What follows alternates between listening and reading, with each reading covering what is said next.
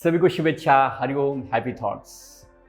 आज जो कंडीशन है, जहां पे देख रहे हर हॉस्पिटल में पूरा मरीज भरे हुए हैं, लोगों को बेड नहीं मिल रहा है, लोगों को श्वास लेने को दिक्कत हो रही है, कितनी परेशानी उठा रही है। जो बीमार है उसको तो परेशानी है, जो बीमार नहीं है उसको उससे ज्यादा परेशानी है।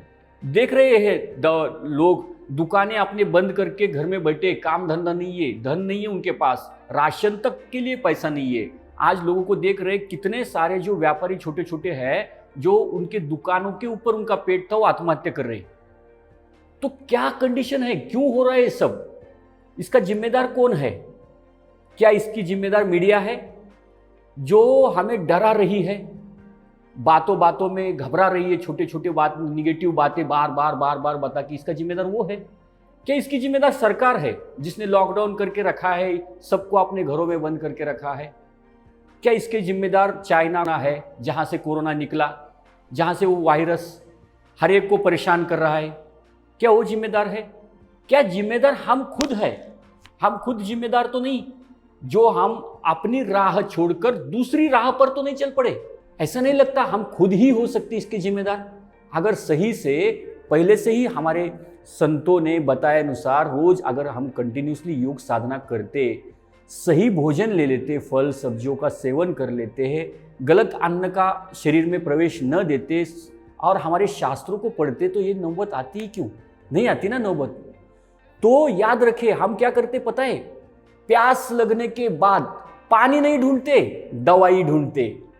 प्यास लगने के बाद पानी ढूंढना चाहिए ना, दवाई नहीं ढूंढनी चाहिए, क्योंकि दवाई से प्यास बुझने वाली है क्या? नहीं बुझने वाली है। एग्जैक्टली वही हो रहा है, क्योंकि हमारे ग्रंथों में बताया है, प्राणायामेन युक्तेन सर्व रोग क्षयो भवे, अयुक्ताभ्यास योगेन सर्व रोग समुद्भवाः।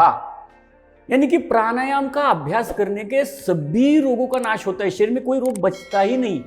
हम क्यों प्राणायाम नहीं कर रहे? अगर ठीक है थोड़ी भी परेशानी है तो हम आयुर्वेद की दवा ले सकते हैं, हमारे पास आयुर्वेदा जैसा इतना सुंदर ग्रंथ है, नेचुरोपैथी है, उसकी दवा ले। यहां पे हमारे ग्रंथों में लिखा है, युवा वृद्धोति वृद्धो वा व्याधि तो दुर्बलोपि वा अभ्यासात सिद्धि मापनोति सर्व योगेश्वर तंद्रिताः।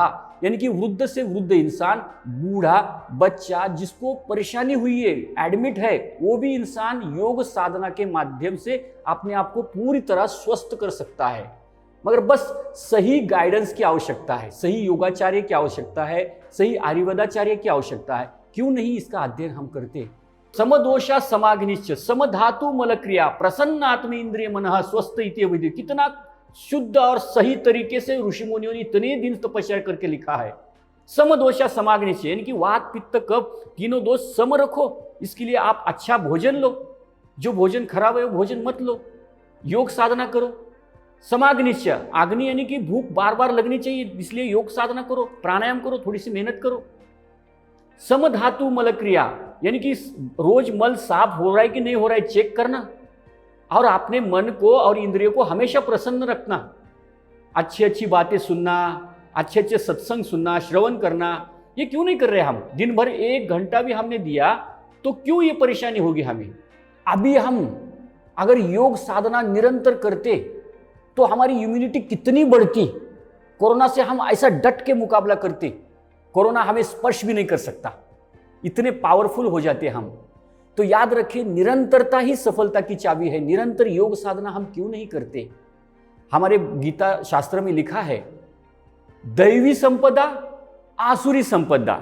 दैवी संपदा यानी क्या?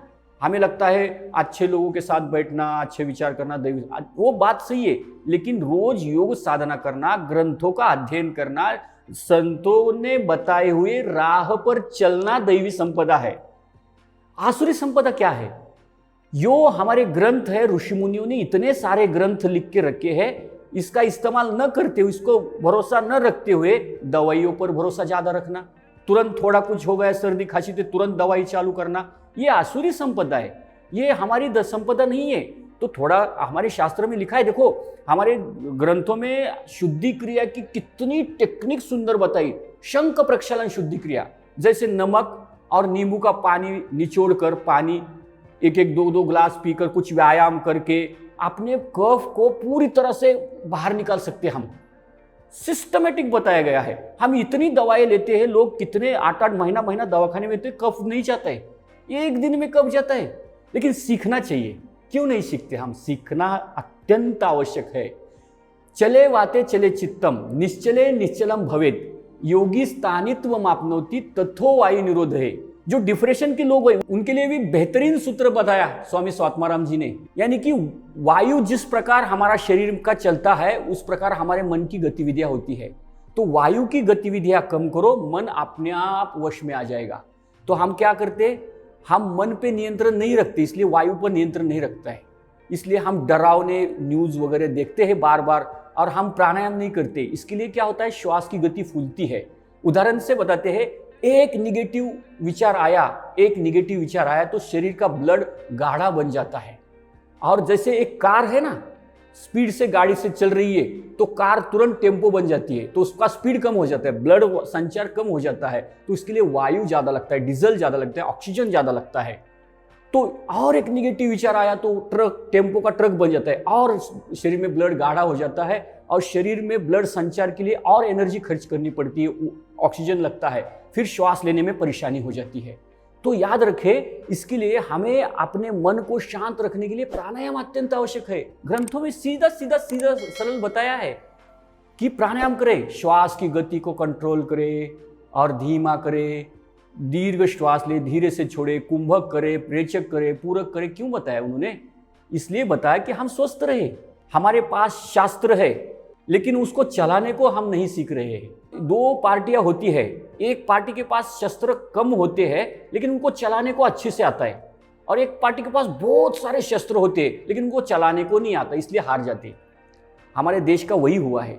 हमारे पास इतने सारे ग्रंथ होकर, इतने योग के ग्रंथ होकर, इतने आध्यात्मिक उन्नति होकर देश की, आज हम ऐसे छोटे मोटे वायरस से परेशान हो चुके हैं।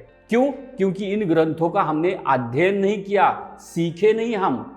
इसलिए हमें यह सीखना बहुत जरूरी है। हर रोज 1 घंटा कम से कम हमें देना चाहिए, तब दुनिया की कोई भी शक्ति, गलत शक्ति हमें स्पर्श नहीं कर सकती।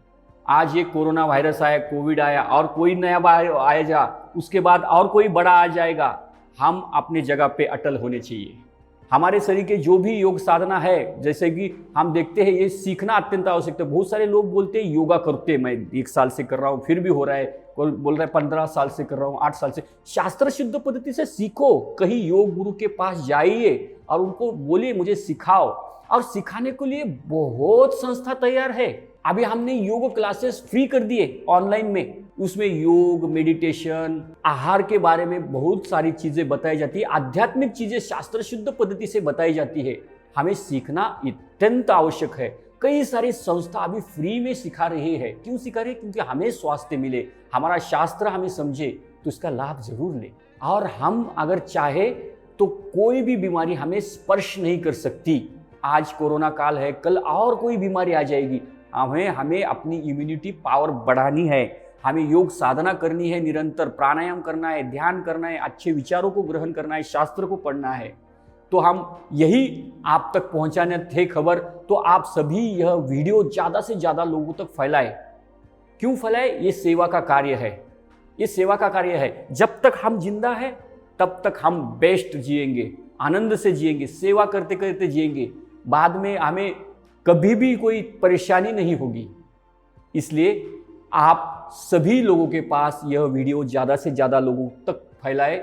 और वीडियो को अगर लाइक नहीं किया तो वीडियो को लाइक करें, क्योंकि लाइक करने से स्प्रेड हो जाता है वीडियो। और चैनल को अभी तक सब्सक्राइब नहीं किया तो चैनल को सब्सक्राइब करें, और अपने दोस्तों को और जितने लोगों को जागरूक कर सके उतने लोगों को जागरूक करें। धन्यवाद। हरिओम। Happy thoughts.